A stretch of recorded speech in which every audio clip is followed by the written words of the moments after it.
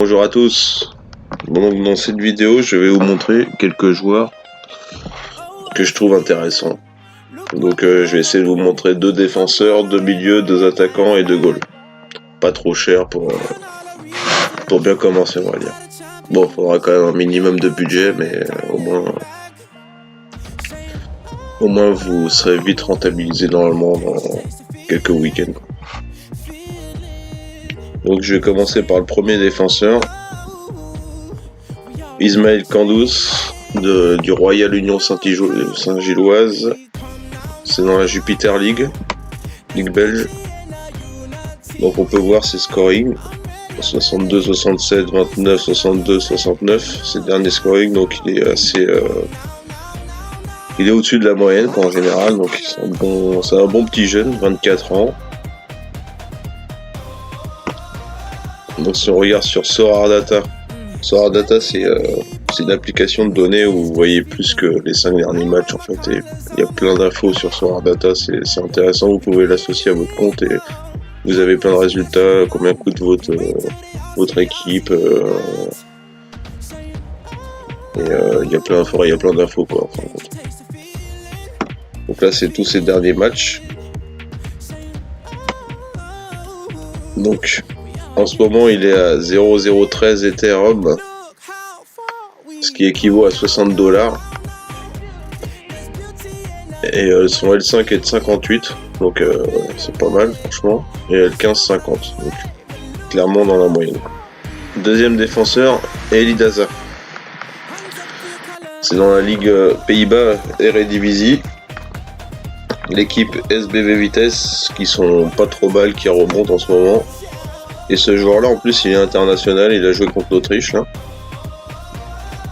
Donc c'est un avantage aussi. Donc quand par exemple il y a les trêves, vous pouvez jouer avec. Donc c'est un bon investissement, je trouve. Et puis ses scores sont vraiment pas mal. Bon, il a des petits coups de mou de temps en temps, ça arrive, mais en général il est plutôt au-dessus des 50. Donc jusqu'à 72 là par exemple. Quand on regarde sur Sorare Data, il est un peu moins cher que l'autre. Il est un peu plus vieux aussi. Donc bon, c'est à vous de voir après. Niveau plus-value, en général, c'est mieux d'acheter des jeunes, mais après, il est pas vieux non plus. 28 ans pour un défenseur, c'est pas trop mal. Donc il a un L5 de 52, L15 de 48, L40 de 46. Donc L15, c'est toujours les 15 derniers matchs, et L40, les 40 derniers matchs. C'est la moyenne de ça. Donc il est en ce moment à 0,07 Ethereum. Donc 32 $, donc pour moins de 28 €, vous l'avez quoi, donc c'est plutôt un bon investissement. Quand on regarde tous ses résultats, en plus il est là ça veut dire qu'il a joué 100% des 5 derniers matchs, 93% des 15 derniers et 88% des 40 derniers, donc franchement il est titulaire indiscutable. Et quand on voit ses scoring, bon bah de temps en temps c'est un petit peu en dessous parce je pense qu'il est en remplacement. Mais quand il est titulaire en général il est dans les 34 minimum jusqu'à 80 grand max quoi. Après il fait pas mal de scores dans les 70, 68, 70, 73, donc franchement c'est pas trop mal. C'est super bien. On va passer au milieu maintenant. Donc un petit milieu de 25 ans, l'équipe NEC, Eredivisie. Bon, je vous montre surtout des équipes de Challenger Europe, parce qu'elles sont souvent moins chères que les Champions Europe, vu qu'en ce moment c'est l'Europe qui tourne, de toute façon, c'est soit l'un ou l'autre un peu. Donc c'est pour ça que je vous montre beaucoup, vous allez voir de la Eredivisie, la Jupiler et l'équipe russe et autrichienne. Je vous expliquerai les inconvénients avec les deux dernières, parce que je vous dirai ça le moment venu. Mais en tout cas, c'est quand même des bons investissements en général. Donc Jordi Bojin, excusez-moi pour la prononciation. Donc on peut voir son L5. Donc il a fait dans 73, 67, 38, 39, 63. C'est franchement pas mal. 56 de moyenne générale. Donc on va regarder sur Sorare Data à combien il part.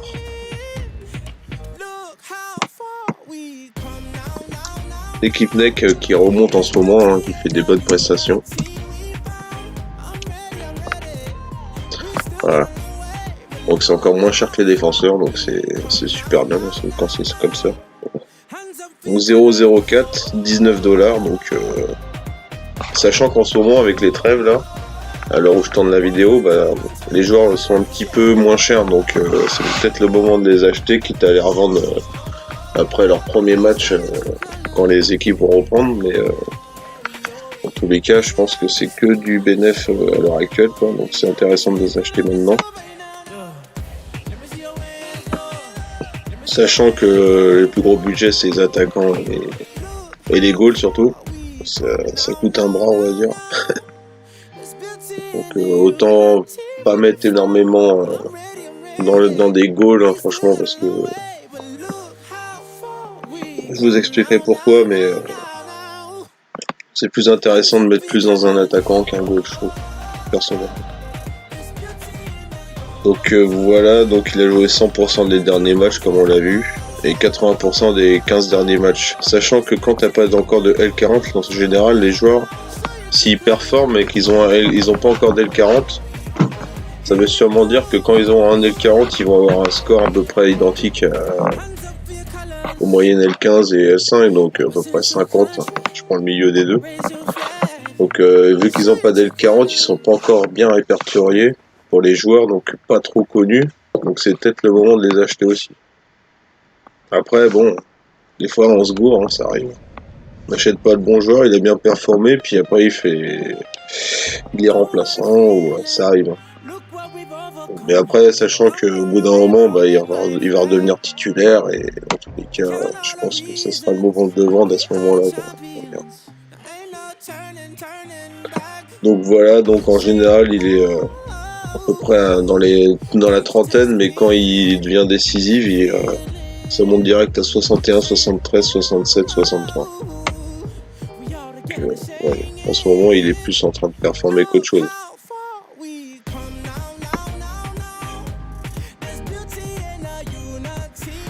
On retourne dans la Jupiler avec l'équipe Levin, avec Mathieu Maritens,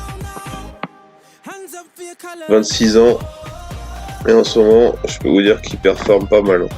50, et après ça monte dans les 70. Bon, il a été décisif en général, c'est parce qu'il a marqué un but, il a fait une passe décisive ou ce genre de truc.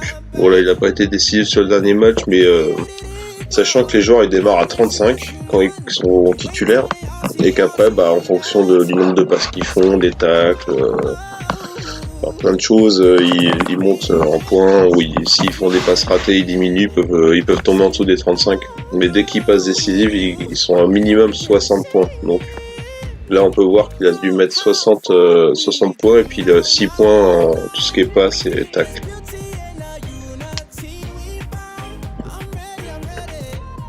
Donc c'est pas trop mal franchement. En ce moment il performe pas mal.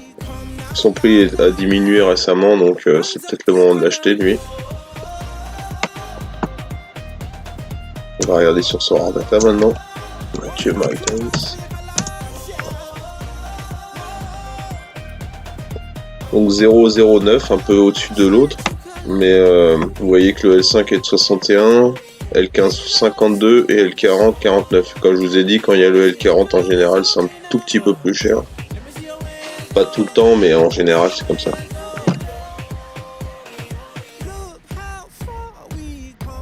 Maintenant, son score 5. Donc il a eu un long moment DNP, je suppose qu'il a été blessé à ce moment-là. Donc DNP c'est vraiment quand les joueurs n'ont pas joué du tout du match, quoi, même en tant que remplaçant. Ils sont restés sur le banc. Donc avant c'était moyen on va dire. Bon, ça montait quand même à 48 des fois, 62, même 87, mais là en ce moment il est en train de vraiment remonter ces derniers temps. Donc après, il peut très bien redescendre aussi, hein, retourner dans ses travers, dans les 30 après, c'est possible. Hein. Mais je pense pas qu'il est titulaire indiscutable en ce moment, donc franchement, je pense qu'il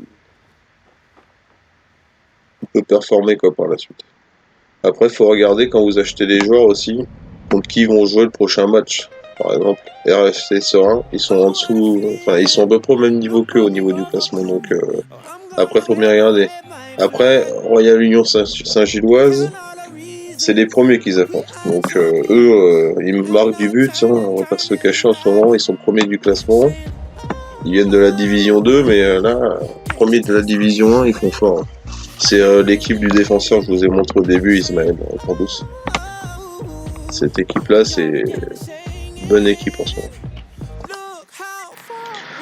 Ensuite, premier attaquant de la liste, Marcus Pink, de la Austria Klagenfurt, donc ligue autrichienne.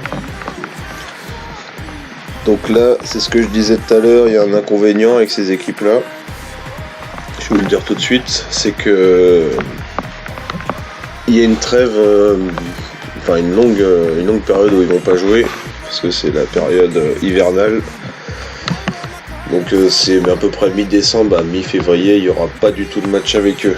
Donc bon, sachant qu'ils ont encore 3-4 week-ends je crois à jouer avant la trêve hivernale. Donc après ça peut être bon augure ou mauvais augure, ça sera à vous de décider. Mais après en tout cas c'est un bon attaquant qui performe et qui est pas trop cher. Hein.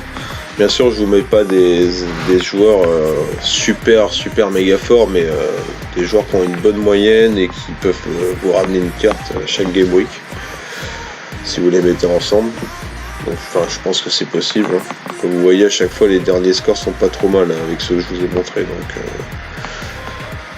si vous l'aurez eu au week-end d'avant, c'est sûr que ça aurait marché, mais on peut pas le savoir à l'avance, bien sûr. Donc ça se peut que le week-end d'après, ils vont faire n'importe quoi. C'est au bonheur la chance, hein, souvent, avec ces joueurs-là. Donc, petit inconvénient en plus, c'est qu'il a 30 ans. Bon, 30 ans, ça peut encore jouer, hein, bien sûr. Après, ça a l'expérience, donc ça a du bon aussi. Donc, on peut voir sur Sorar Data, moins cher que les deux derniers milieux que je vous ai présentés, 0,08. Donc $35. Et puis il a toujours pas de L15, sachant qu'il a fait 14 matchs sur Sora. Donc son 15e va dévoiler son L15. Et sur 6 matchs, il a été décisif, donc à peu près 6 matchs, presque un match sur 2, il a été décisif. Et comme on peut voir, les 3 derniers ont fait partie. Donc si ça continue, il est dans un bon rythme là. Donc s'il continue comme ça, il devrait vous mettre un petit but au prochain match. Peut-être. Deuxième attaquant, Ragnar Horatmondkorn. Diego Eagles. Putain, pardon pour la prononciation, je suis vraiment nul. Donc Eredivisie, toujours Ligue Pays-Bas. Comme certains joueurs que je vous ai montré. Attaquant 23 ans, donc très jeune, donc c'est très bien. Plus c'est jeune, niveau plus-value, ça sera mieux. Hein. Donc là, score dans la moyenne, hein, entre 30 et 73, donc c'est pas mal. Il a fait un petit 42, mais c'était contre l'Ajax. Donc contre l'Ajax, c'est compliqué. Premier du classement. Hein. Donc lui, franchement, je viens de le découvrir et je pense que je vais le rajouter dans ma galerie sous peu. Parce que c'est un bon petit joueur.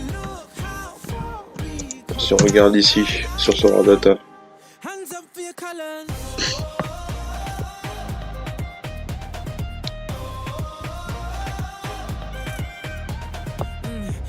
$0,09, $40. Bon, pour les joueurs, j'essaye de pas trop dépasser les $60 dans ce que je vous montre. Donc ça rentre dans la gamme, surtout pour les attaquants. Là, je pense que celui-là, il va vite monter de prix. Déjà en peu de temps, il a monté là ces derniers temps, comme on peut le voir ici. Que ça soit en carte rouge ou en carte jaune, là c'est le graphique vraiment des prix. Donc vous voyez que ce joueur est en train de grimper. Donc après, il peut très bien redescendre. Est-ce que c'est le moment de l'acheter? Moi, je pense que oui, quand même, parce que il a fait quelques bons matchs, mais il a pas fait que des bons scores. Donc, et je pense que par la suite, il peut vraiment évoluer. Lui. Donc, franchement, il est vraiment bien niveau moyen. Il était décisif vraiment que 2 fois, mais en général, ils font un score, ce qu'on appelle le score AA, ce que je vous disais tout à l'heure, les passes, les tacles, les dribbles. C'est ça le AA. Et quand vous démarrez à 35 et vous êtes souvent au-dessus, donc bon, 38, là il est monté à 54, c'est-à-dire il a un score AA de 20 pratiquement, comme vous le voyez. Note générale 19,2. C'est vraiment très bien quoi. Même là, score décisif 7,2 pour un attaquant, on va dire que c'est bien. Là pareil 10,2. Quand ça monte au-dessus de 10 pour un attaquant en général c'est bien. Bon, bah, des fois c'est un petit peu en dessous hein, forcément. Là il a dû avoir moins 1. Ouais. Il est toujours titulaire donc... Ah non, j'ai rien dit. Là il était remplaçant, donc quand c'est remplaçant vous rentrez à 25. Et après, il a fait une note globale 6,7 en 38 minutes. Donc, c'est très bien, quoi. Franchement, c'est très bien. J'ai décidé de vous montrer un dernier attaquant un peu plus cher et un peu plus âgé. Donc, le risque est un peu plus grand, mais en général, il est décisif, ce joueur-là. Vous pouvez le voir... il a sûrement été décisif là 3 matchs sur 5. Donc c'est plutôt propre, hein. C'est mieux qu'un match sur 2. Donc on va pas négliger ça. Et quand on regarde sur Soar Data, on voit souvent son score dans le vert. Hein. Franchement, décisive en tout point. Là. Quand on regarde, voilà. Pour un attaquant de faire 20 et faire note décisive 70, ça veut dire qu'il a fait soit 2 buts, soit une passe D, un but, soit 2 passes D. Franchement, c'est un bon petit joueur. Mais je pense pas qu'après, voilà, 70 c'est pareil, il est décisif 2 fois dans le même match. Là, 60 score décisif, il a été décisif une fois, donc son équipe et franchement tourne bien en général. Donc voilà, on peut le voir, il est souvent décisif. Hein. Bon là, il a fait un mauvais match contre Bruges, donc ça arrive. Hein. Il y a des petits coups de mou hein, des fois. On peut voir qu'il joue 100% sur les 5 derniers matchs, 93% et 88% sur les 40 derniers matchs. Et en général, ça tourne au-dessus de 50 ans. Sa moyenne globale. Donc il vaut un petit peu plus cher, $71, 0,015 Ether. Mais je pense que ça peut valoir pour faire du score. Après, en tant que plus-value sur ce joueur, ça peut monter un peu plus, je pense, mais pas énormément. Je pense pas que vous ferez au-dessus de 0,22 peut-être en Ethereum, mais pas plus hein, parce que il a quand même 32 ans et en général ça monte pas plus quand ça commence à avoir un certain âge. Sauf si d'un seul coup il marque des buts avant tous les matchs et tout, forcément ça va grimper, mais bon, j'y crois pas forcément. Après, c'est quand même le 81e attaquant en ce moment, au cours des 15 derniers matchs. Donc c'est pas à négliger non plus. Après, les gardiens. Donc c'est là que c'est le moment où ça commence à coûter un certain prix. Donc là, j'ai décidé de vous montrer des gardiens peut-être plus au niveau de l'Autriche. Parce qu'en général, c'est ceux que je trouve les moins chers. Mais comme je vous ai dit, il y a toujours la trêve hivernale, donc c'est un inconvénient aussi. Donc là, Alexander Kofler, 35 ans. Mais après, pour un gardien, il reste pas trop cher, on va dire. Donc là, on peut voir des scores. Les scores que vous voyez en vert, souvent c'est des clean sheets, c'est-à-dire que le gardien s'est pris 0 but. Donc son score décisif passe directement à 60. Donc comme ici 60, 69 et 72. Donc là, à partir de là, par exemple, le dernier match, je sais qu'il s'est pris un but. Donc son score passe à 35, score décisif. Donc il a fait 2 de AA score. Donc après, pour les gardiens, moi en général, je mise pas énormément parce que je prends pas des gardiens super fous parce que forcément ça coûte beaucoup plus cher. Mais niveau rapport qualité-prix, celui-là, il est pas trop mal. Franchement, il nous sur 3 matchs, il a fait 3 clean sheets. C'est pas mal. Et vous l'aurez à moins de 200 euros. On peut voir sur Sora Data. Il fera le même à peine les 100, quoi. 119 dollars. Donc en euros, 115 euros peut-être. Je sais pas combien exactement ça fait. Mais pour un score qui fait 54 et 49 en 15, c'est pas mal pour un gardien, franchement. Moi, je l'ai. Il me va très bien pour l'instant. Donc, comme vous pouvez le voir, bon, après, son score peut aussi vraiment descendre. S'il se prend 3 buts, le gardien, en fait, son score décisif passe à 15. Donc, forcément, là, ça peut descendre bien, 9. S'il se prend une tôle, le gardien, c'est bon. Voilà. Bon, il y a eu un long moment DNP, je sais pas, pendant 5 matchs, là, je sais pas ce qui s'est passé, je sais pas s'il a été blessé à ce moment-là, je sais pas trop son passif lui. Mais voilà, niveau score, l'air de rien, il fait des 60, il en fait quand même pas mal. Même 52, hein, c'est pas mal, hein. Franchement, là, il s'est pris un but là. Voilà, c'est-à-dire qu'il a fait quelques arrêts, il a fait une note globale de 17,5 pour un gardien, c'est tout simplement très très bien, quoi. Donc voilà, premier gardien que vous pensez. Alors ensuite, Serkan Kirentelli. Donc ça c'est la ligue turque, je crois, qui vient tout juste de sortir sur Sora. Donc c'est un gardien que je vous présente parce qu'il est pas cher du tout pour un gardien. Et que bon bah il est dans les moyennes, hein. Il est en général au-dessus de 40, quoi. Un peu en dessous des fois, ça arrive, mais il fait pas trop de clean sheet apparemment. Mais bon, il fait quand même des arrêts, c'est pas mal. Donc score AA de 6,5, c'est pas trop mal pour un gardien. Dès qu'il se prend un but, de toute façon, ça fera pas du 60. Hein. Enfin, à moins que vraiment l'équipe en face est dure, ils se prennent qu'un but et qu'ils fassent je sais pas combien d'arrêts pour y arriver. On peut voir que là c'est 86e gardien sur les 15 derniers matchs. Donc pour vous dire 86e à 50 de moyenne, c'est pas... Vous voyez que les gardiens, c'est pas comme les attaquants.